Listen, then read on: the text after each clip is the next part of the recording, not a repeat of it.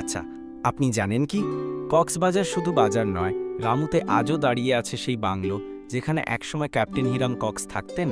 কক্সবাজার শহর থেকে প্রায় ১৬ কিলোমিটার দূরে রামু সেনানিবাসের কাছাকাছি এই পুরনো কাঠামোটি এখনও স্থানীয়রা ক্যাপ্টেন কক্সের বাড়ি হিসেবে চেনে। সময়ের সাথে সাথে এই বাড়িটি ২ শতাব্দীর বেশি সময় ধরে এটি এখনও ইতিহাসের এক নীরব সাক্ষী হয়ে দাঁড়িয়ে আছে। ক্যাপ্টেন কক্স এখান থেকেই শরণার্থী সহায়তা ও প্রশাসনিক কার্যক্রম পরিচালনা করতেন।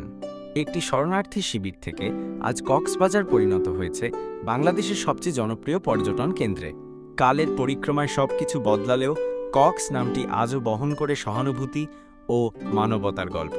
তাই যখন আপনি কক্সবাজারের সৈকতে হাঁটবেন কিংবা রামু পার হবেন, একবার ভাবুন সেই মানুষের কথা যিনি তার কাজ আর সহানুভূতির জন্য চিরস্মরণীয় হয়ে আছেন।